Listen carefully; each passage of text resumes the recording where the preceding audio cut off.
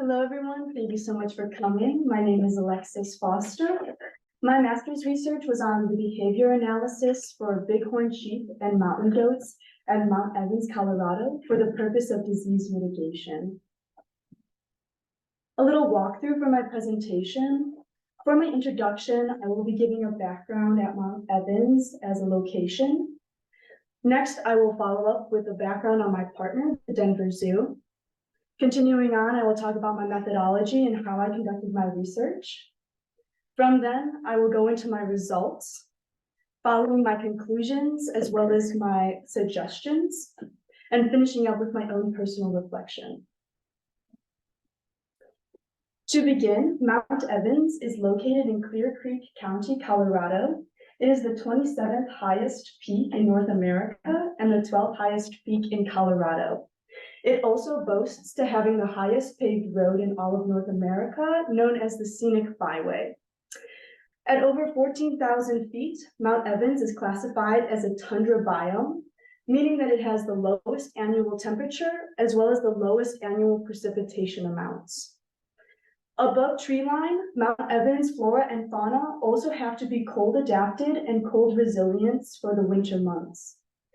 Such biodiversity includes marmots, pika, mountain thistle, Indian paintbrush, as well as what my project will be focusing on, bighorn sheep and mountain goats.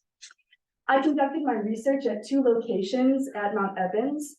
The lower of the two is Summit Lake at 12,830 feet in elevation, and the higher of the two, the Mount Evans summit, is at 14,265 feet in elevation.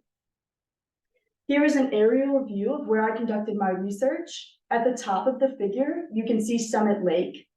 That green pinpoint at Summit Lake is the parking lot.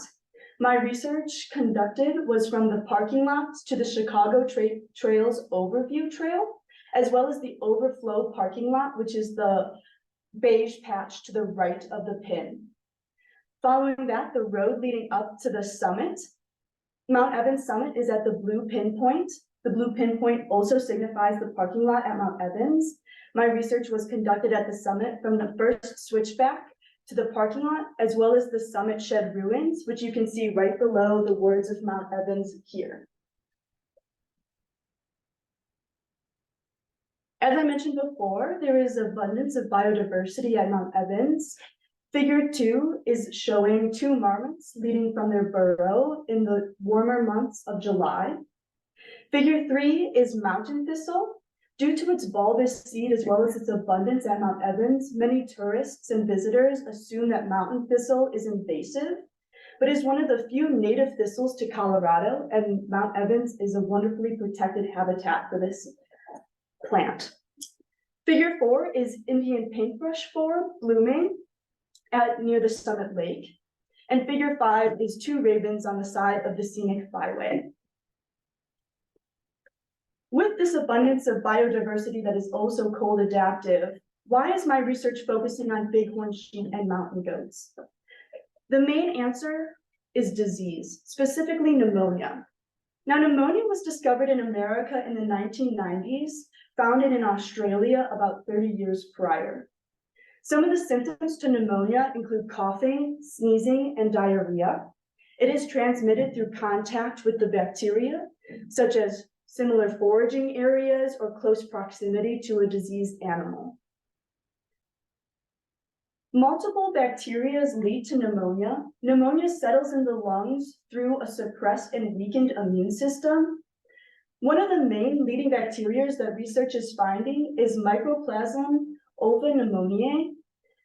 While there are multiple bacteria, it is hard to have an immunization due to the fact as the disease mutates through herds, as well as different founding bacteria, an immunization is null in wild bighorn sheep and mountain goat bacteria. On top of it being a relatively new disease, as well as no immunization, pneumonia is also incredibly fatal to bighorn sheep and mountain goats. Research suggests that there is around an 80% fatality rate within mountain goats, within bighorn sheep, and mountain goats are also a known carrier for this disease. Additional to this, Female bighorn sheep and male bighorn sheep are impacted differently from pneumonia. Female bighorn sheep are more likely to die during the winter times, as well as have a higher rate of death up to 3.5 years after original contraction of this disease. Additionally, during birth, female bighorn sheep who have had pneumonia are more likely to give birth to a stillborn infant or their children will die within the first 3 months. A little bit about how individuals and scientists test for pneumonia in bighorn sheep and mountain goats. If the animal is still alive, they will do a live capture and they will swab within their inner ears as well as their nasal cavities and take those swabs into a research facility. If the animal has passed away, they will take tissue samples as well as swabbing from their lungs. Current management strategies for this disease include habitat connectivity and restoration. The ideas behind including habitat connectivity and restoration for the purpose of disease mitigation is if we provide these animals with a robust diet, including the nutrients that are needed, their immune systems will be stronger and they will be more resilient towards pneumonia in general. Also, having habitat connectivity will allow these animals to more periodically interact with other species as well as other animals within their own herds, building up a natural immune system to pneumonia slowly over time. Some of the downsides to this management strategy is it's incredibly time intensive as well as costly.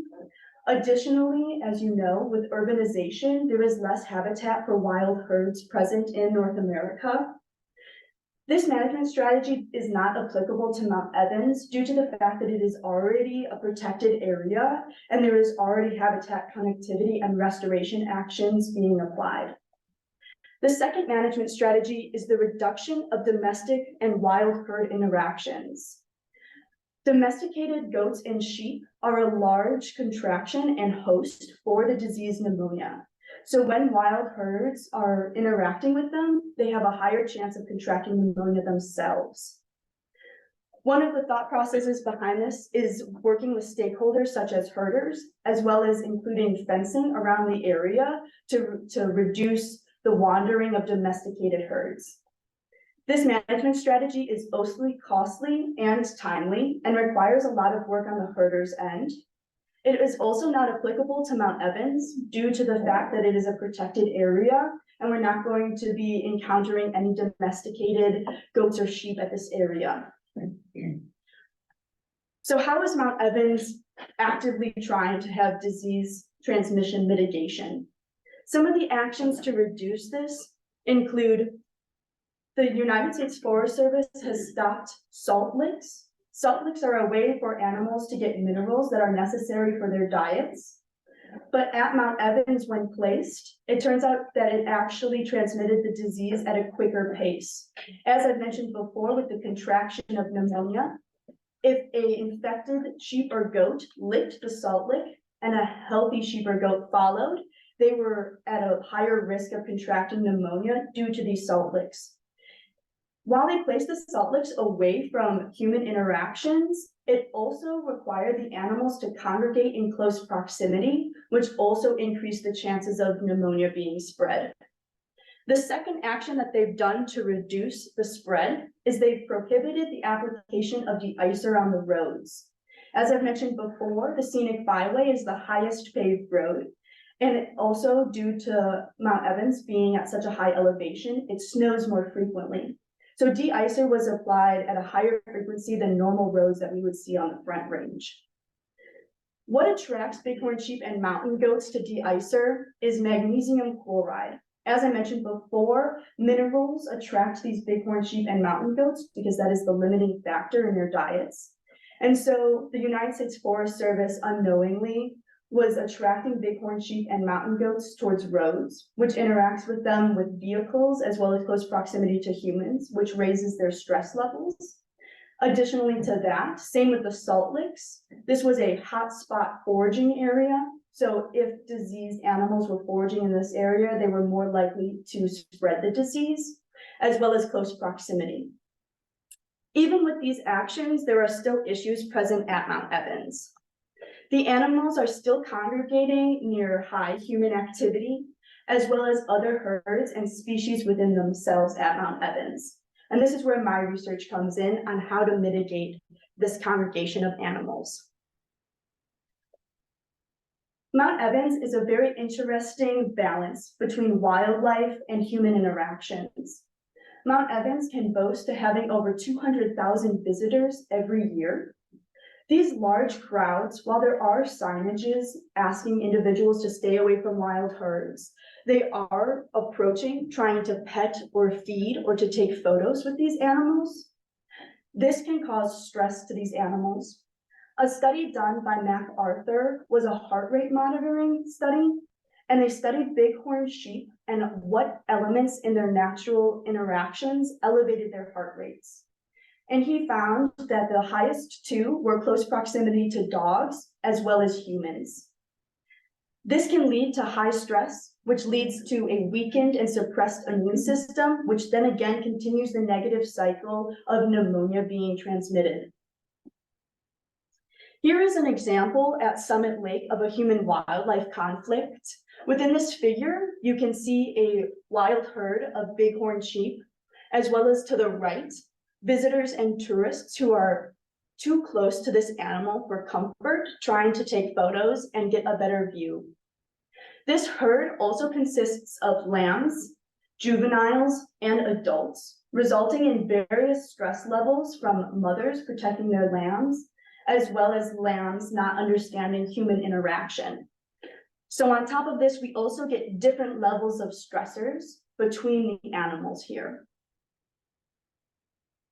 Now, the Denver Zoo has had a presence at Mount Evans since 2020, and they have been studying the three major things that I just went over: human-wildlife conflict, the impact of large crowds on wildlife, and what my research is mainly focused on, methods to minimize disease transmission. They have also collaborated with Denver Mountain Parks, the United States Forest Service, and Colorado Parks and Wildlife to forage for materials, as well as gaining a larger crew. Figure 8 is an image of Julie, who was my supervisor, as well as my trainer from Denver Zoo. On top of having in-person behavior analysis recordings, which is what I was doing, the Denver Zoo has also implemented camera traps near hotspot foraging areas. Along with the Denver Zoo, there are numerous stakeholders that work congruently at Mount Evans. The first and most prevalent is the United States Forest Service. They are in charge of fees and regulation. They also oversee timed entries. They also collect fees in the area. Parking is paid for, as well as there are citations given to individuals who approach too closely to the wildlife. They are also in charge of working with other stakeholders. Colorado Parks and Wildlife are in charge of the animals at Mount Evans, which is why the Denver Zoo has such a strong tie with them as well. The city of Denver is in charge of Denver Mountain Parks. That is the area of Summit Lake. The Colorado Department of Transportation is in charge of maintaining the scenic byway, such as filling potholes, and they will actually be repaving the scenic byway soon.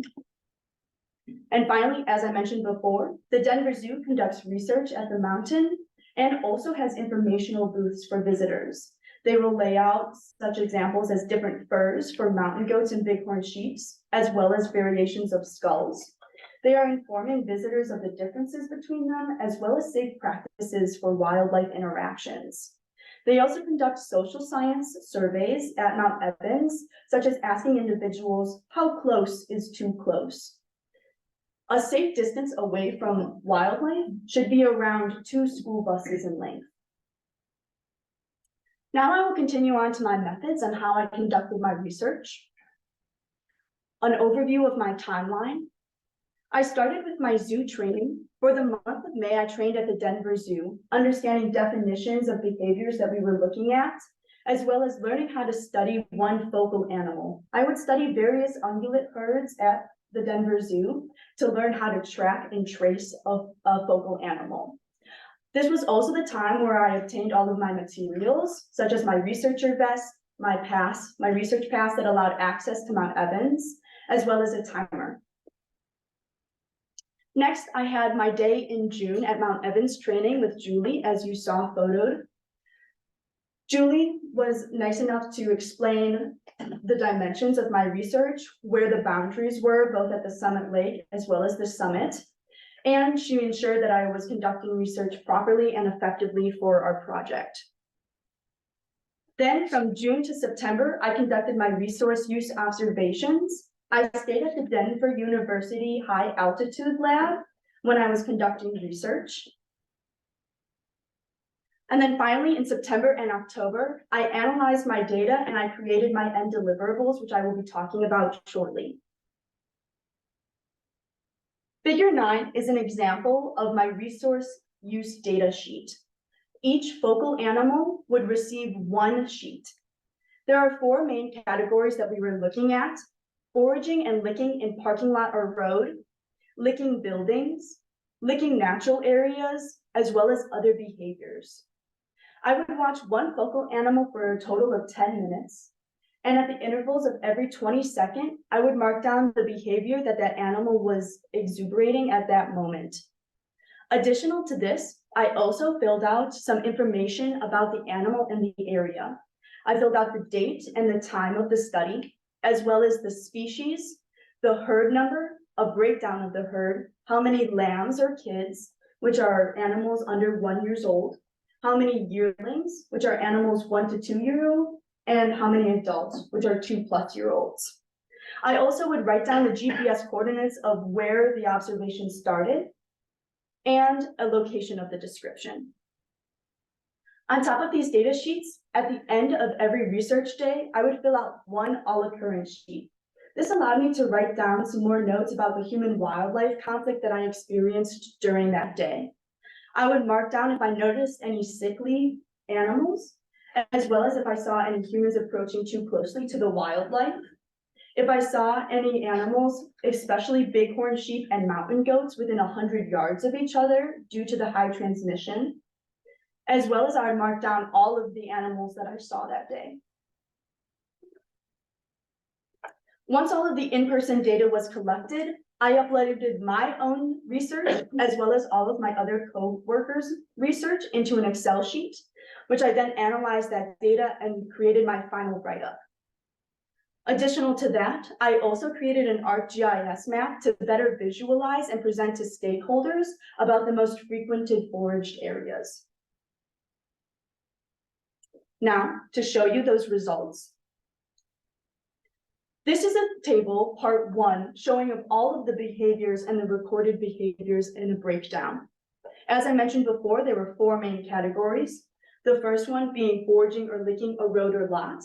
This included foraging or licking dirt or gravel, vehicles, boulders or benches, and the road. The second category was licking buildings. That included licking the restrooms, the wind shelter, the summit shed ruins, as well as other buildings.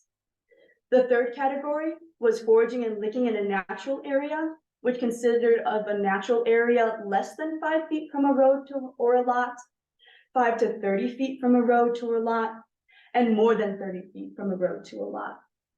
I also want to draw your attention to the null data at the summit shed ruins underneath the Summit Lake column. This is because the summit shed ruins were only located at the summit.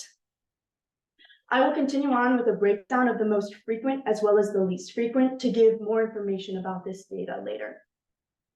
This is part 2. This covers the 4th category, which was other behaviors. Vigilance resolved in an attentive species, meaning attentive ears, eyes, and body language.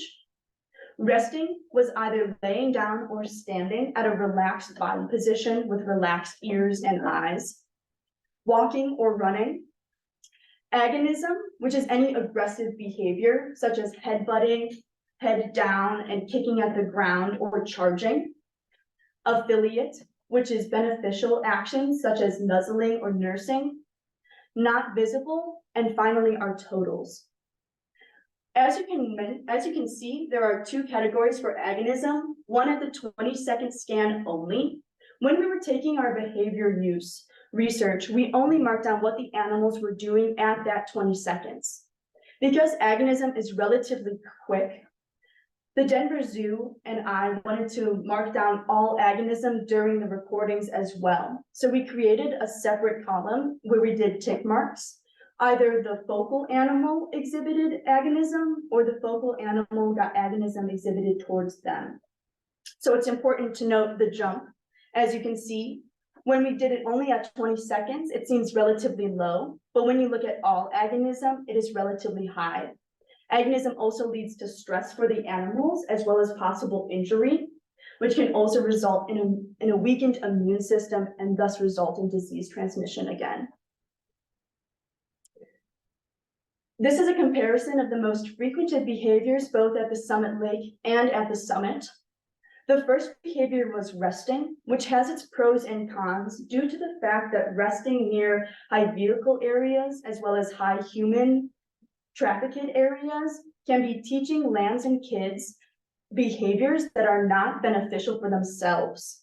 Addition to that, resting in areas with high human trafficking can result in human-wildlife conflict, as well as individuals more likely to approach trying to pet or feed these animals if they seem rested and relaxed. The next is walking or running. And the third is vigilance. As I mentioned before, vigilance can lead to high stress. So the fact that it is the third on the most frequented behaviors can lead to conclusions about the animals being under frequented stressful interactions. The fourth and the fifth are foraging in natural areas more than 30 feet, as well as foraging in natural areas 5 to 30 feet. While foraging in a natural area is the behavior that we would like to see more often, the proximity to the road or lot is what we are worried about. And finally, we have foraging for gravel. Next, I want to talk about a comparison of least frequented behaviors. The least frequented behavior was agonism, but as we noted with that small tweak, those numbers skyrocket. The second is licking boulders and benches, which means we can form the conclusion that the boulders and benches are not an attraction for those bighorn sheep and mountain goats. Next is licking the restrooms, which is surprising due to the fact that mountain goats and bighorn sheep have a tendency to follow hikers and lick the urine from those hikers due to those minerals and salt concentration. And so this is also why it's so important to have preemptive action data collection, such as my research. So we are not formulating assumptions on what is attracting these animals to high human activities, and to ensure that our solutions are effective and resilient in the long term. Next is affiliate, following licking the road, and finally foraging a natural area within 5 feet to a road or a lot. In total, we hoped to get 50 observations at the summit and 50 observations at Summit Lake, and we actually excelled and proceeded to collect 214 observation data in total, which results in 6,876 behavior markings. This is a visualization of the numbers that we just went over. I condensed the 214 observations into 40 to better demonstrate the density of foraging in that area.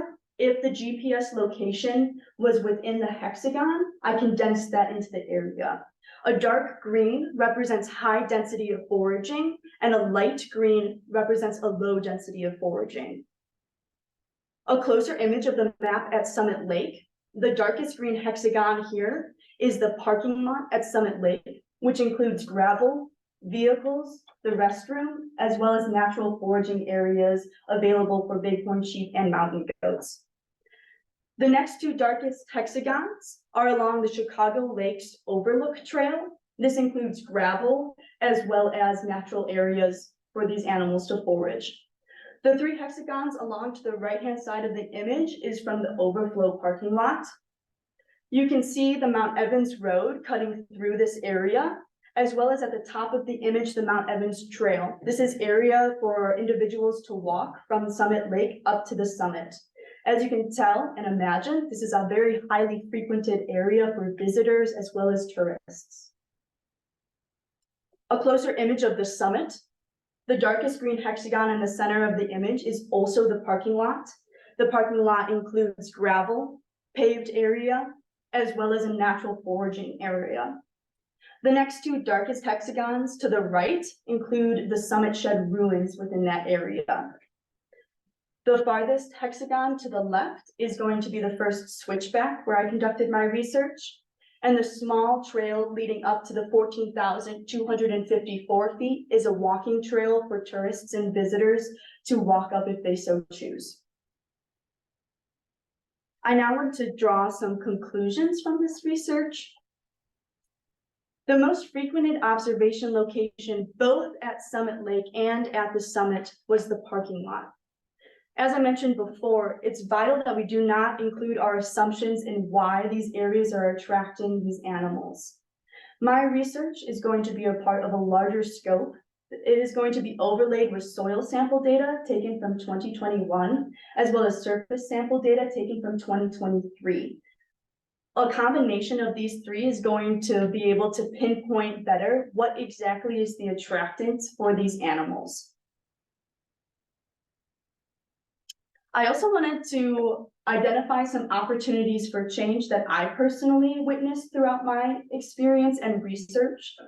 The first being gravel. With over 200 data points collected both at Summit Lake and at the summit, I thought it was vital to continue the research on what exactly is attractant to that gravel, whether that be leftover de-icer that has not fully flushed from the system, antifreeze leaking from vehicles, the restrooms leaking, or an unknown. I think the gravel can be a great area to minimize attraction to both the Summit Lake and at the summit. Next, I want to identify the opportunity for change within vehicles. With over 200,000 visitors at Mount Evans, there is a timed entry system, but all of these visitors are mainly taking their own personal cars. It's important to note that while vehicles include accessibility and equity to visiting areas, reducing vehicles at both locations could reduce the attraction that we're seeing. For example, implementing a shuttle system would allow for the timed entry to continue, as well as individuals to leisurely enjoy Mount Evans, while also reducing overall personal vehicle use. Animals are attracted to vehicles. They will get underneath and go on their knees and lick at the undercarriage of certain cars. It's also difficult for us to be testing the cars that are attracting to these animals due to the fact that these are visitors there for sometimes less than an hour, as well as a high frequency of change within these vehicles. Throughout my research, we did not see necessarily one type of vehicle being a more attractant. It really determined. I talked to a few individuals whose vehicles were being foraged by mountain goats or bighorn sheep, and one said that he parked his pickup truck under a crabapple tree. Food for thought. The third opportunity for change is the road. While we're not sure why the road is being attraction to these animals, during my research, my coworkers and I also noted that these animals seem to be more attractant to the recent pothole fills and new asphalt. Colorado Department of Transportation is using a new mixture of asphalt at Mount Evans that is a soybean based. And we're seeing these animals kick at these specific areas more often than the older asphalt. They are causing more damage to the road than before the potholes were filled, as well as being in high frequency towards one another, as well as vehicles, and close proximity to humans as well. So working alongside the Colorado Department of Transportation and finding a still environmentally friendly aspect, but also a less attractive asphalt solution could reduce the attraction towards the road, especially since they are going to be reviewing for completely redoing the scenic byway. And finally, the fourth opportunity for change I wanted to mention is the Summit Shed ruins. These buildings have previously been used for research as well as a restaurant, but have now run their course. They do not have any roofs and they are in disarray. Due to the fact that they also resemble buildings still, such as containing stairways and old doorways, I've also noticed people being more comfortable in building-esque atmospheres to approach these animals. I've seen more human conflict within these areas, as well as extremely close proximity of animals with these hotspot foraging areas. I have seen 3 mountain goats in one small summit shed ruin, and they all had to walk through the same doorway. As you can imagine, with stress and high foraging and close proximity, this can continue the negative cycle of disease transmission. This is an image of the Crest House, also one of the summit shed ruins. This is an individual approaching a mother mountain goat as well as her kid. As you can see, there is no roof to these buildings, but there are still stairs and guardrails here. There are signages posted outside as well as inside the establishment asking individuals not to approach too closely. But as we can see, as of right now, this is not an effective management strategy for reducing human-wildlife conflict. So some of my suggestions for reducing human-wildlife conflict include the reduction of dogs. Dogs are allowed leashed at both the summit and at Summit Lake. As I mentioned before with the MacArthur study, dogs increase elevated stress and heart rate for both mountain goats and bighorn sheep. Dogs also have escaped their leash to chase after these wild herds, resulting in individuals losing their beloved pets and causing additional stress to these animals by being chased in a relatively protected area. Restricting dogs to only service animals could ultimately reduce human-wildlife conflict, as well as the loss of pets.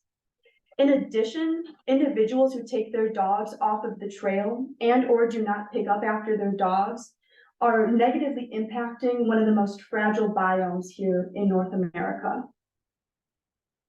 My next suggestion is an increase of enforcement as well as awareness.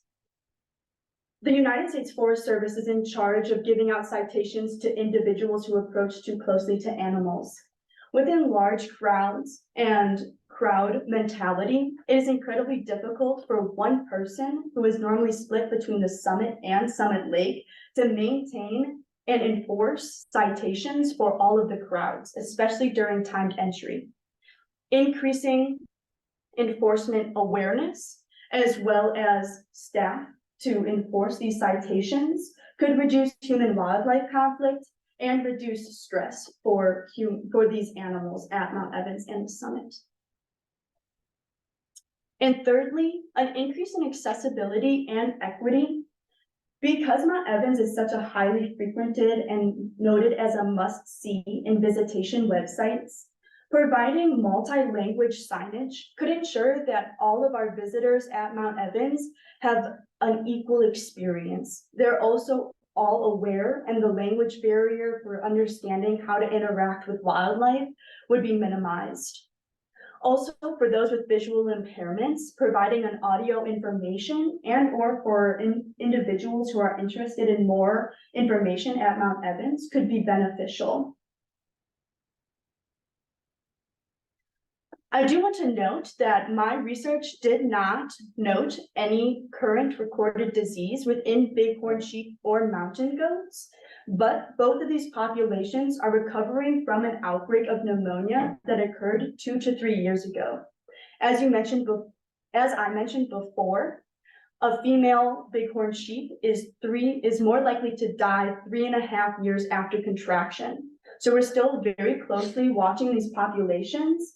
And this is the first season that we are seeing healthy lambs and kids fully survive past 3 months, which is wonderful. It takes a very long time for populations to recover from an outbreak, and they are also more susceptible to shedding this disease to others during this time period. So continuing this research and continuing my actions towards studying it for disease mitigation is still essential at Mount Evans. I now want to talk a bit about my own personal reflections during this project, as well as areas of improvement I have mentioned. Leaving the classroom at Conservation Leadership Through Learning, I set myself 2 goals for this project. My first was to ensure that communication kept up with my project partners even during stressful times. I accomplished this by keeping up with my check-ins, either in person at the Denver Zoo or online virtually. I would check in with my project partners to ensure that we were on the same page and the project was progressing in a way that we both agreed upon. Next, I also laid out all of our expectations early, both for myself to my project partners and my project partners to me. By doing this, we were able to keep up high communication and also have an end deliverable that we were both proud of, as well as worked congruently together on. And lastly, I would send updates on my progress. I was able to send in my end deliverables early to receive feedback from my project partners, and also to ensure that what I'm communicating to you is also what they would have communicated. My next personal growth goal was to ensure that the end of my project was not a stressful time for myself. This turned out to be strongly tied with communication and ensuring that the end deliverables were agreed upon earlier, and this allowed for me to have the end of the project go smoothly.